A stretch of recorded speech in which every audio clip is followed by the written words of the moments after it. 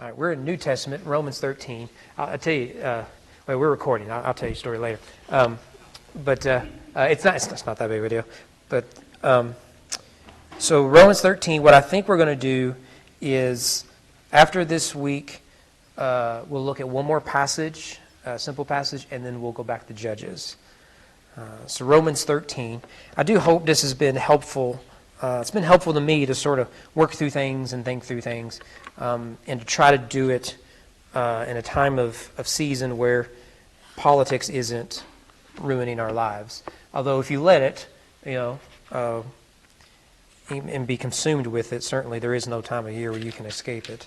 But Romans 13, without doubt, this is one of the more important passages as a Christian in understanding what to do with government.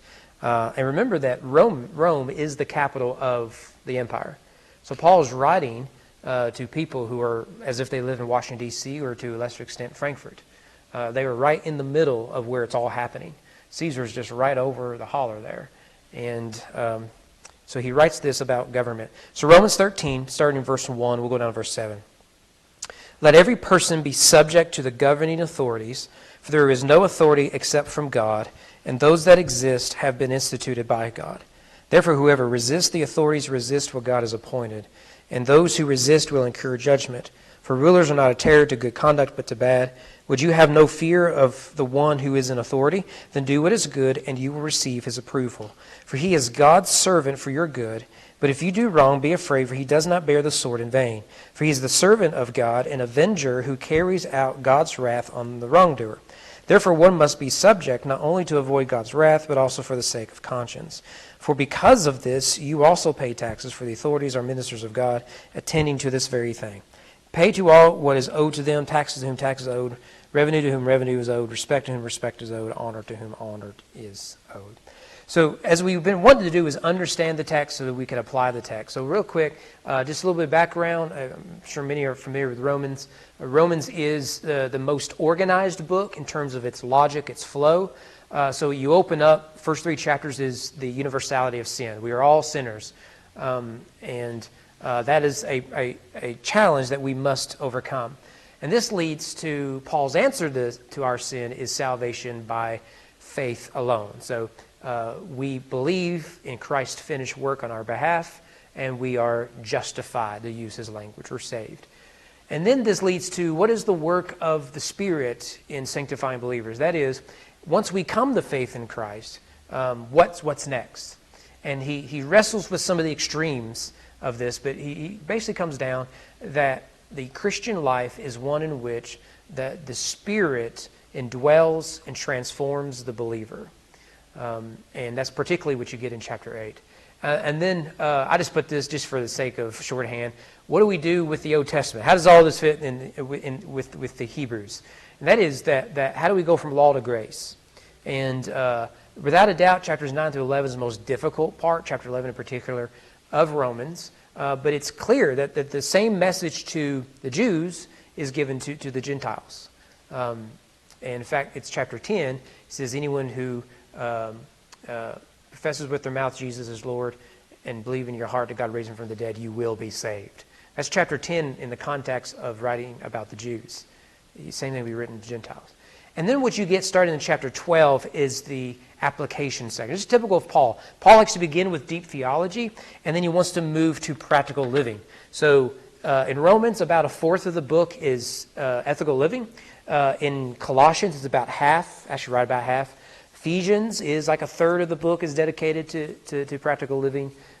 So this is typical of Paul. He wants to lay down a theological foundation, and then he wants to apply it to his reader. So when we come to chapter 13, we are squarely in the application section. And here he zeroes in, how does the gospel, as laid out in those chapters of justification, sanctification, of being saved and being transformed, how does that affect us as citizens? And chapter 13 is a pivotal text in understanding this. So what I think we're going to do is, I want to look at this from 2 perspectives. What is the citizen's responsibility to government, but also what is the government's responsibility to the citizen? I think you can see both. I think we'll be able to point out both. Because you can see that we're told to be subject to governing authorities, and then he describes what does governing authorities do.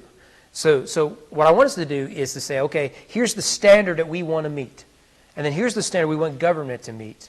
And in an ideal world, we'll both live up to those standards and we all live happily ever after. But we'll cross that barrier. So let's start here. Our relationship, our responsibility to government. First of all, we submit to governing authorities. You see there in verse 1, let every person be subject to governing authorities. So it's very, very clear that a governing authority, not just to any authority, but to authority of the state. Now that word subject is... I might say subject. Does anyone have like submissions, anything like that? Everyone has a subject. Subject, perfectly fine word. Verse 1 of chapter 13. Let every person be subject. You know that it's the same thing that gives freedom in prison. When you subject yourself to the governing authority. Yeah. You're a normal acting person. Yeah, that's a Christian belief that since we all submit to someone, who we submit to is the key to freedom. Yeah. But the reason I asked about what word you have is this word is used elsewhere. It just means submits, the same word. So in Ephesians 5:21, submitting to one another out of reverence. That is a lot smaller. It's supposed to be size 40. Submitting to one another in reverence for Christ. Now, you remember in Ephesians 5:21, that is a blanket statement. Everybody submit to everybody. And then in verse 22, what Paul does is he takes the general and he applies it to the particular. And so verse 22, there is no verb. It literally says, wives to your husband, which is bad English. It's good Greek because the verb comes from the previous, what we would call verse. Remember, he's not writing in verses originally. We added that later. So when he says, so submit yourself one to another, wives, what does this look like for you? Well, you're going to submit to your husbands. And he says, husbands, what does submitting one another look like? Well, it means you love your wife as Christ loved his bride, the church, where he died for her. You know, he gave up his very blood on her behalf. But it's the same word, submit for mutual submission and of course, marriage. Verse 24, there it is. But it is a lot smaller. Now, as the church submits to Christ, so also wives submit to everything to their husbands. And then Titus 2:9, slaves or bondservants, doulos, we talked about that a few Sunday nights ago. Bondservants are to be submissive to their own masters in everything, well-pleasing and not argumentative. So it's the same word. So the same word applied to us in mutual submission, wives, slaves, so on and so forth. We can give a dozen other examples. Is applied to the citizen or the believer, to his or her government. Now, this command shows up elsewhere regarding the government in the New Testament. Let me give you two examples. Titus 3:1, remind them to be submissive to rulers and authorities, to be obedient, and to be ready for every good work. And of course, 1 Peter 2, be subject for the Lord's sake to every human institution, whether it be the emperor as supreme or to governors as sent by him to punish those who do evil and to praise those who do good. You'll notice that Peter's logic, you submit for the government's job is to punish evil and praise good, is the same logic Paul has here of the role of government, which we'll cross that bridge in a minute. So what we need to know here, this is a universal command. We'll get into this hopefully, but the command is not complicated. We submit ourselves to governing authorities. We are not, by definition, rebels. We're not revolutionaries. We seek the welfare of the city, which does mean that we don't stand in the way of government authorities. The second thing we see here is that the believer's submission to God is part of his responsibility to government. As you see it there, again in verse 1, there is no authority except from God. This is actually where there's a lot of tension that we'll come to. That the believer submits, but he ultimately submits to God. Right? This is true in marriage. Right? So submission in marriage or government or other institutions is not ultimate. It's not absolute. Because the understanding is my submission to government is the result of my submission to God. If God institutes government and he raises leaders in governments and states and whatnot, then I am disobeying God by rebelling against the state or against my husband or what, so on and so forth. So that is important to remember. It isn't that submission is, okay, I'll just do anything I'm told by the state. It's not an absolute submission. Much like we would tell a husband and wife, your mutual submission within marriage does not mean you violate the law of God. And so the same is here. Now, I have this up here. This phrase, have you seen this? Rebellion to tyranny is obedience to God. Have you come across this, dear American? The question is, who said it? Here it's Thomas Jefferson. Others say it's Ben Franklin. You'll see others. So these are the two most prominent ones. This cat thinks it's Thomas Jefferson.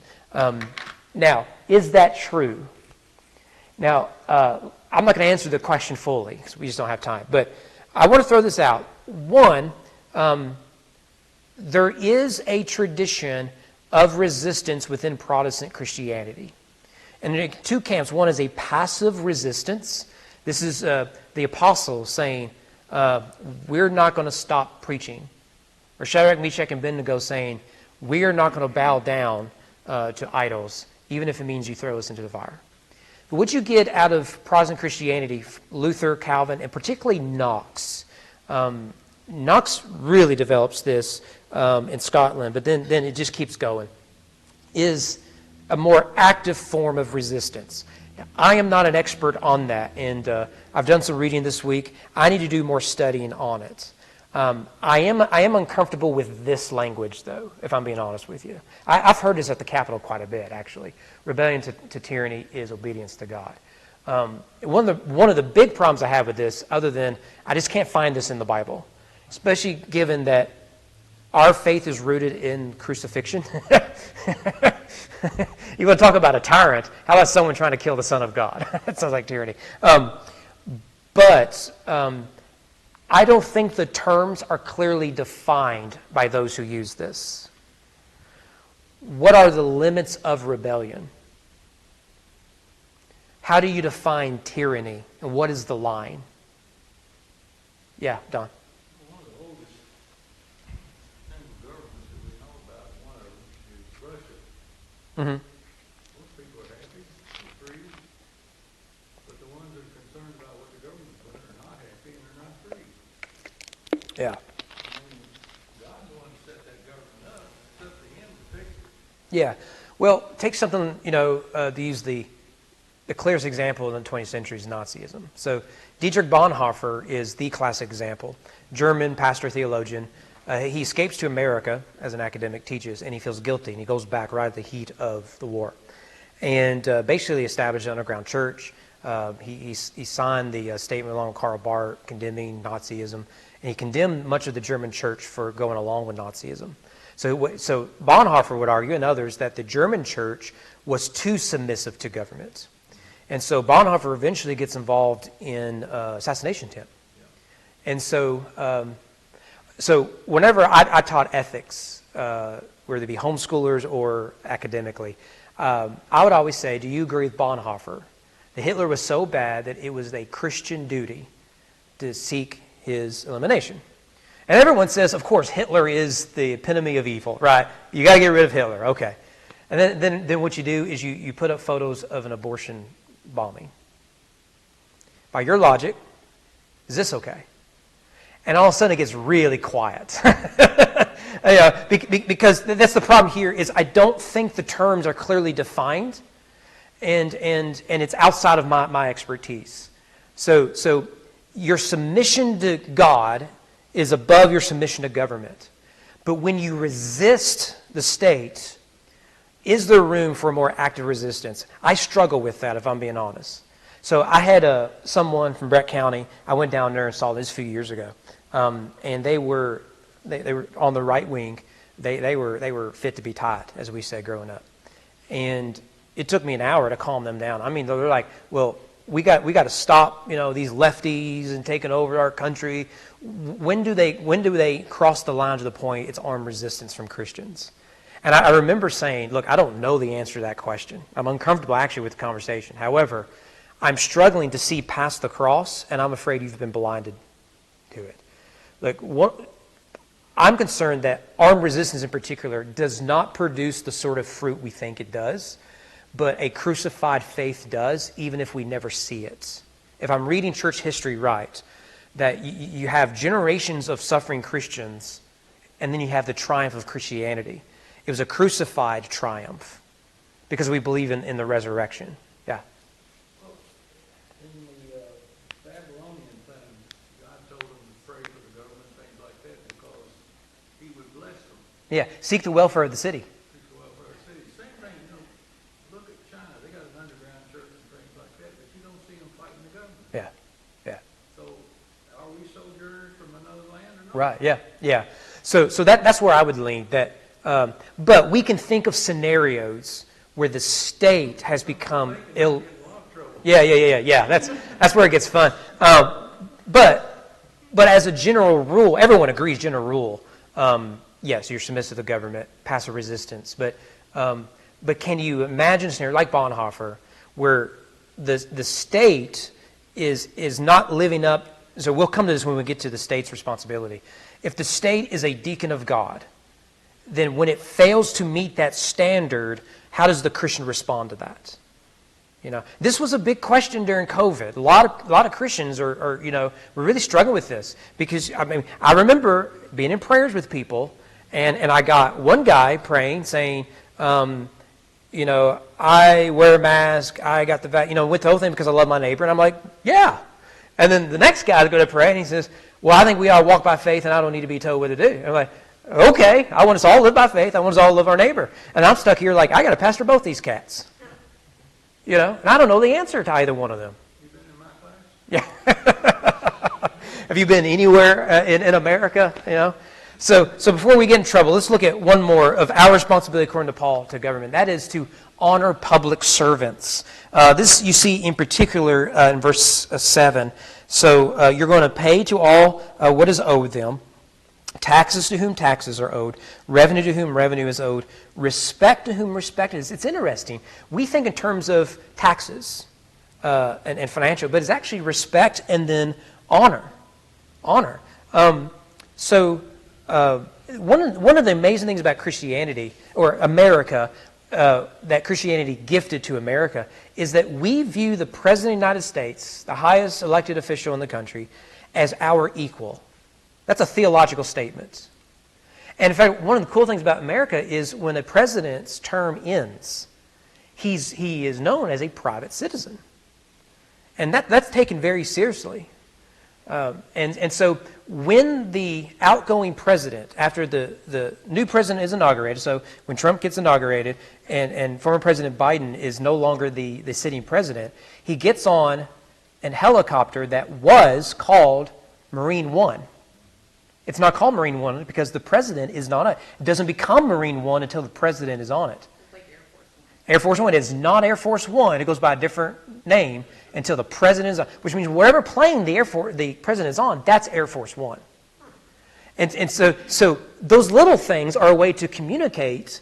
Now, former President Biden, he is a citizen. He's a private citizen, and is to be treated as such. Now we understand. Yeah, he was president. But that's something that Christianity is given to America and to other places in the world. But that was not the case. Remember, Nero is the great-grandson, something like that, of Augustus, who was viewed as a son of God. So he's divine Augustus. And it was a rapidly growing religion in Rome at this time. And so if you are a descendant of Augustus, you have part of the divine in you. That's a very different world what we live in. We don't even think in these terms. But what we do, or what is good, is that we see, first of all, public service as a service to the public. It is service. And those who serve faithfully and competently ought to be honored by those who are the beneficiaries of their leadership. Hey, we do this across the board. You got a good boss, you should honor and respect that boss. Remember on Boss's Day, whatever it is. We do this for husbands and wives. It's a simple way to show honor and respect. So how do we do this with our elected leader? Tons of ways we do it. We have President's Day. We have Lincoln Day and Washington Day. We have statues, and you can go here in Kentucky. You can see all kinds of stuff of our governors. You go to D.C., you can find almost anything.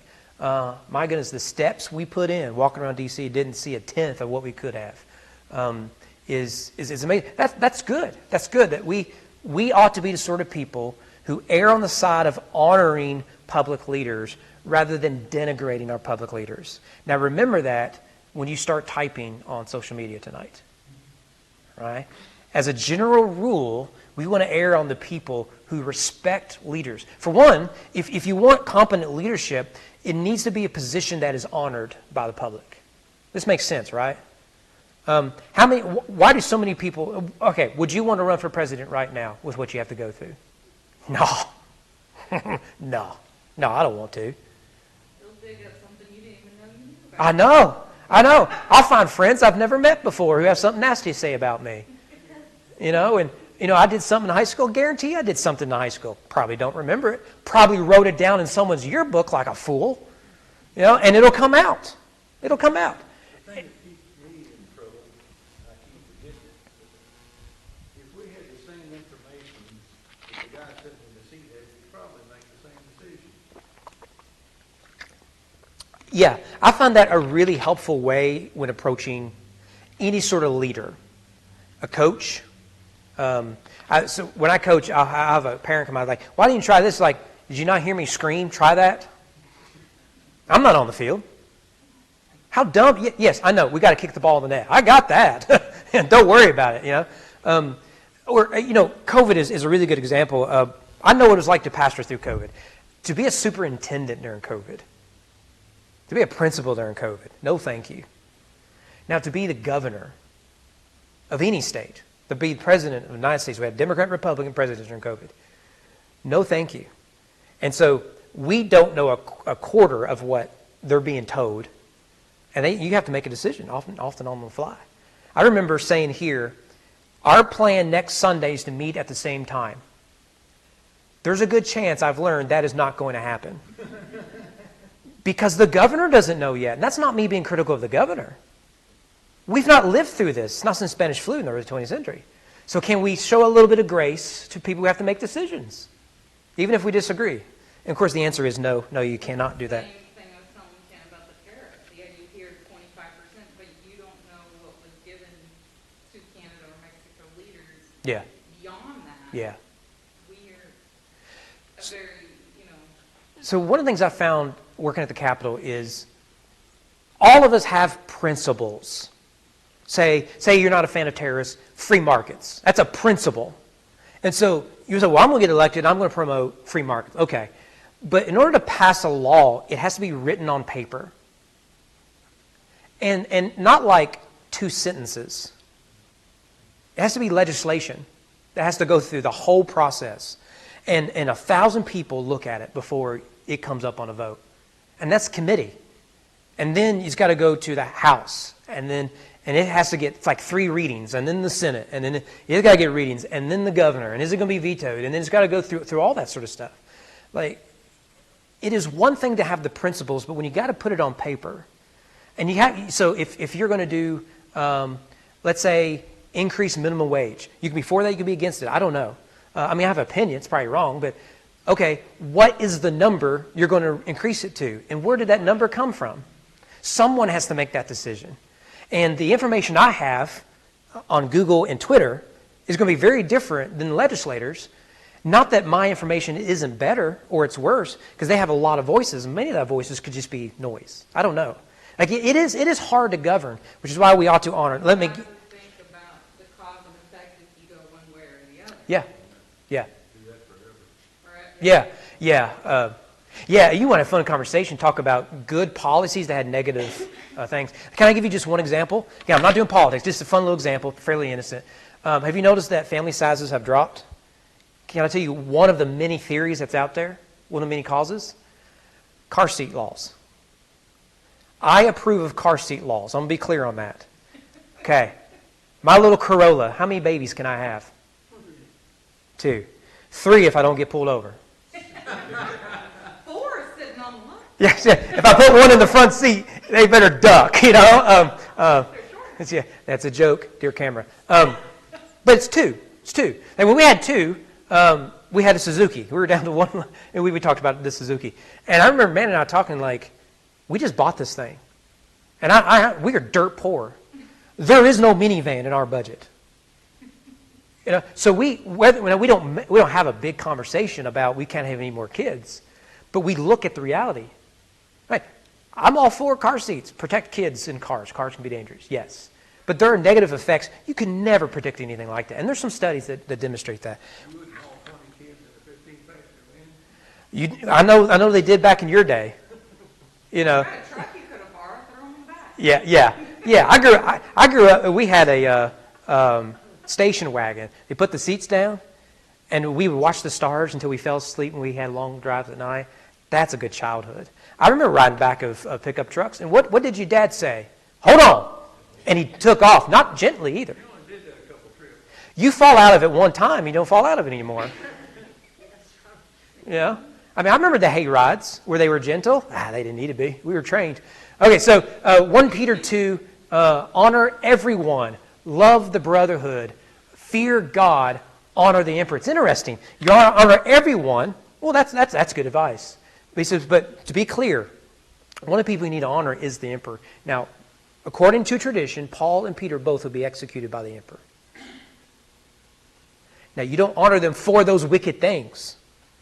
But this is to say that there is something about the responsibility, the office, and everything else that does deserve, as a general rule, respect and honor from believers. So that's our responsibility to get here. But what about government? What's the government's responsibility to its citizens? First is to fulfill its God-given responsibility. Again, verses 1 and 2, we are to be subject, yes.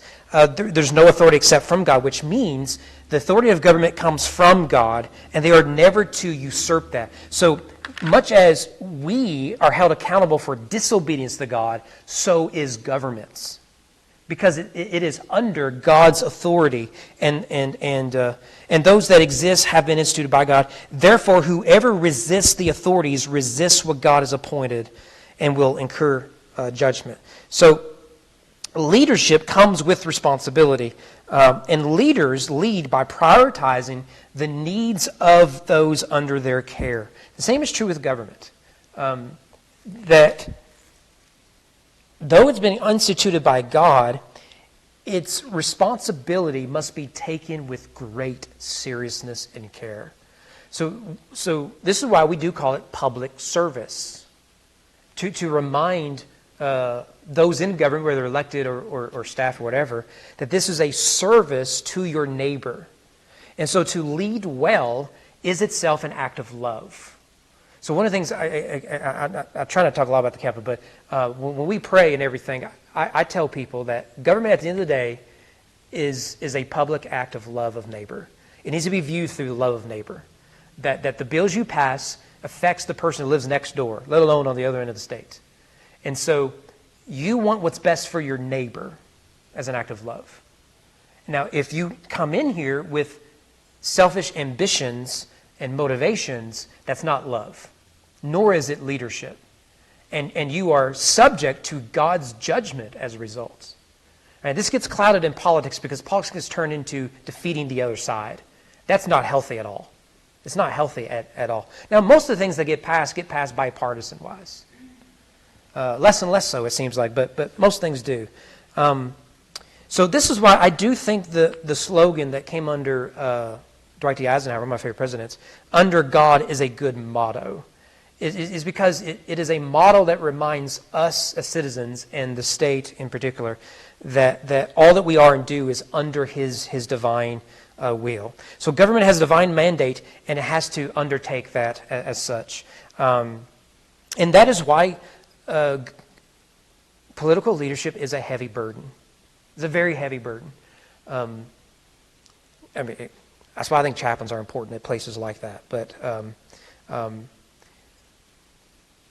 well, anyways, if you're interested in this, there's great books on the faith of presidents, even your more secular presidents. And one of the things I've found is all of them say, I knew this would be a tall task of a job. I never understood how difficult it was. Many presidents will lean into their faith, even if it's not a very deep faith. And there's plenty of resources on that. It's not surprising how often presidents and others do reference faith publicly, sometimes from the hip, and rightly so. To carry the burdens of one person is a heavy load. To carry the burdens, with all leaders do, of a group of people is a heavy load. To carry the burdens of a nation and history itself can be overwhelming. So fulfill its God-given responsibility. Secondly, I put it this way, you can articulate it differently. Be a terror against evil. So this is verses 3 and 4, where Paul says, if you don't want to worry about government, obey the laws. If you want to be scared of government, disobey the laws. Right? So it's not my job to enforce the law with my next door neighbor. It's not my job. It's not my burden. That's right. That's right. Yes. Yeah. That's changed to Margaret now, right? Poor Karen's becoming a Margaret. Something like that. I don't know. So the general rule is the state, as an institution given by God, is to carry out the justice of God. So wickedness needs to be punished, and righteousness needs to be promoted and advocated for. And this is where a lot of your talk of resistance is going to come in. What is the breaking point where the government has crossed the line in benefiting the wicked and so on and so forth? So this means justice and peacekeeping are priorities for the government. That those who are wicked need to be punished. That seems to be a point of disagreement in our country. And that should concern us. It really should concern us. But peacekeeping is this. When citizens don't feel safe, they will increase because they don't trust their neighbor, that it will only make the situation worse. We're seeing this now, right? Part of the reason you're seeing the exodus from states, a lot of it has to do with public safety. If I don't feel safe going into work, then I have to relocate myself and my family to a place where I can go to work feeling safe. And that is a failure of government to address a legitimate concern of citizens. And I would say a God-given responsibility of government. Because if government isn't going to protect my loved ones, I have to protect my loved ones. Now you're entering into a stage of a very dangerous cycle of revenge. All of a sudden I can justify my violence and actions, but I can't justify them. They're over here saying, yeah, but look what you did. So now I have to retaliate. You took out the third party that's supposed to keep peace, and you're just going to have this Viking rage, basically. It's just going to go back and forth. You're seeing this increasingly in America as we become more secular. Well, one of the means by which peace and justice is prioritized is that God gives the state, it says there, I believe it's verse 4, the power of the sword. Now, most scholars agree to what this is, some debate, but most agree this is a reference to capital punishments. If we had time, we could do a full study of this. This word sword, yeah, I've got it here. So let me just throw this real quick about capital punishment. The genesis of this is Genesis. We talked about this a few weeks ago. Remember when Noah gets off the ark? You get this. This comes right off. Cain kills Abel. Lamech kills a guy, and you have all this stuff. And it's very clear that God is a God of life. And that if everyone's made in the image of God, to take the life of an image bearer is an affront to God himself. That person bears the image of God. Therefore, extreme justice for extreme crime. And here it is the capital punishments. And so this is really the first where we see this. The Mosaic Law is full of examples of where the state has the right to carry out capital punishments. History suggests that the Jews didn't carry it out much. Remember, Jesus was not executed under Jewish law. He was executed under Roman law. Anyway, so you can take this word sword, and it does mean a literal sword, like you would carry, but oftentimes it has a proverbial or metaphorical meaning. So Jesus, I don't know why that's so small. It's size 40. Do not think I've come to bring peace to the earth. I've come not to bring peace, but a sword. Well, he doesn't mean I'm passing out swords like they're candy. It means that when Jesus shows up, Everyone's going to get divided. You got to choose one way, crown him or crucify him. James, you notice, is executed. He's the first apostle to be martyred, apostle. Stephen, obviously the first martyr.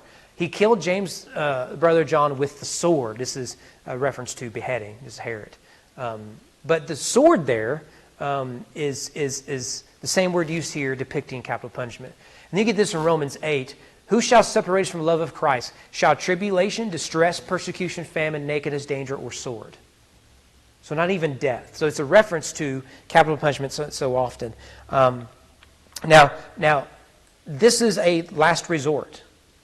But what it is to say, this is such a serious topic that government bears responsibility that God has given the state the power of the sword. And we carry this today that we as citizens do not carry out justice. The state does it. It's the people versus O.J. Simpson. It is the state is responsible for making the arrest, for doing the full investigation, and to deciding what the punishment of that crime is, if they are found guilty. So, because we want to take revenge, what we struggle with is the justice part of that. And revenge is rarely justice. Now, I want to highlight this word. I mentioned it earlier. Notice twice in verses 3 and 4, the word servant is used. It is the word deacon, diakonos. It's not the word slave. There's like 3 words for servants. This is the word deacon. So now, pause and think about that. What is a deacon? Well, now let's talk about that. But can we agree that by definition, a servant here, a deacon, is under the authority of someone? And a deacon is under the authority of God and the church. So is the state under the authority of God. Which means the government may have the power of the sword as a servant of God, not as a weapon of God. Understand the difference? It is for the purpose of protecting the innocent and for judging the wicked. We could add to that, since the state has the power of the sword, the church over here does not have the power of the sword. It has the power of the keys. So the church has a prophetic witness to say what is just, what is righteous, what is good, true, and beautiful. So as a prophetic voice, it can guide the state and keep it from going too far over here, too far over there. So the church doesn't have power of the sword. The sword does not have the power of the keys. This is where we talk about separation of state and church. The state cannot come in here and say, I'm sorry, you can't be a member of this church. We think you're a pagan. We're like, sorry, fam, you ain't got that power. Any more than the church can come and say, well, we must declare war, and I'm going to go ahead and do it. We don't have that power. Right? You see the separation laid out there, I believe, in Scripture. One last thing. Resources allocated with wisdom. And we got to do this real quick. So I don't think this is stated clearly in this text. But if government is instituted by God to serve citizens, then it receives revenue from its citizens in order for government to function, to carry out its responsibility, then it ought to be those resources are for the benefit of the citizens, which means resources must be allocated, used with wisdom and competency. I think this is consistent with Scripture. Luke 14, Jesus says, suppose one of you wants to build a tower. Won't you first sit down and estimate the cost, see if you have enough money to complete it? Now that's not government. That's a dude wanting to build something. But if he lives in 21st century America, he's got to get a permit. Anyways, but the point is when you use your resources, you have to do so with wisdom, whether in the private sphere or the public sphere. Let me give you an example. Remember, we looked at this the first of the year, Josiah. It was one of those code days, so no one could get out. But remember, Josiah does the revival. One of the things he does is he takes money from gold from the treasury, and he gives it to the priests to renovate the temple. So we get this. Jehoash said to the priest, all the money of the holy things that is brought to the house of the Lord, the money for which each man is assessed, the money from the assessment of persons, and the money that a man's heart prompts him to bring into the house of the Lord. So that which is let's say, taxed and donated. Let's just use those terms. Let the priests take each from his donor, and let them repair the house wherever any need of repair is discovered. So what it is Josiah says, okay, we got to renovate this place. We have neglected the proper worship of the Lord, and it begins in the house of God. So here we have some resources. This is in the public interest of Israel. So we are going to trust you with this responsibility. Get it done. And most of us would agree that's a good use of allocated resources that the state has. Then it goes on, verse 6. But by the 23rd year of King Jehoash, the priests had made no repairs on the house. Therefore King Jehoash summoned Jehoiada, the priest, and the other priests, and said to them, why are you not repairing the house? Now therefore take no more money from your donors, but hand it over to the repair of the house. You see, is that, okay, this money wasn't just for you to do whatever your pet project you have. You've been entrusted by the public to do something for the benefit of the public. So whereas we bear responsibility paying the taxes we're asked to pay, yes. It is equally true, particularly with the power of the keys to say of government, but this is not yours to spend, because it's not yours to begin with. You've been entrusted with resources for the benefit of those whom you've taxed. And that's the agreement that's made here. And so it should concern us when government isn't very open about how it spends its money. That should concern us. When I came here, I got a little nervous. My first business meeting. I remember like it was 10 years ago. I think it was Kenneth Fee. I could be wrong. He stands up and starts talking about how the church has been audited. I have no context of this. So when I hear audit, I'm thinking IRS. I already knew about the mortgage payment. Okay, so I already got, like $500,000. And then like audit, come again. We could be in a trailer in Breck County right now and I don't know IRS. What I discovered is that the church audited itself. So that the church can say, every penny is accounted for. And here are some areas we can improve for better accountability as a church. That's a good thing. That's a good thing. Because as members, when we give, we can say, here's what the church does with its resources. And you have a voice in that as a member of this church.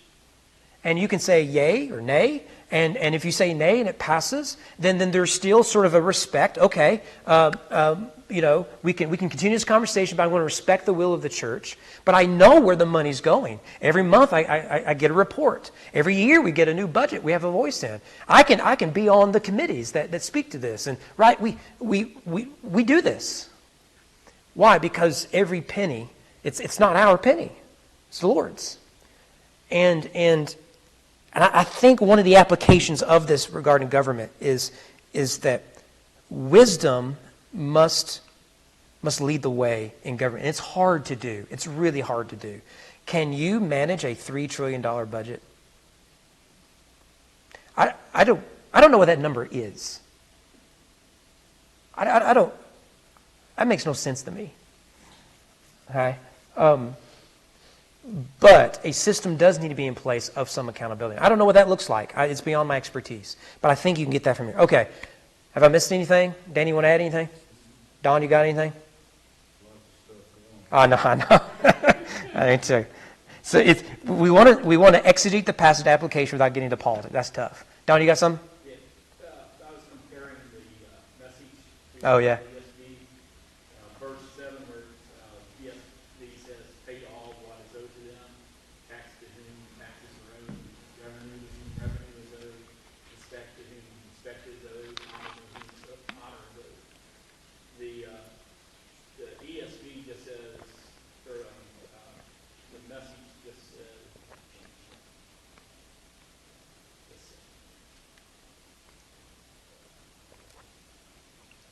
fulfill your obligations as citizens, pay your taxes, pay your bills, respect relief. Oh, that's a good summary. Pay your taxes, pay your bills. Very blunt to the point. Yeah, that's, Doesn't say anything about off. yeah. We don't need statues of those people. Yeah, anything like that. All right. Well, if nothing else, how about we close on prayer? Don, since you're the last one talking, will you, will you close?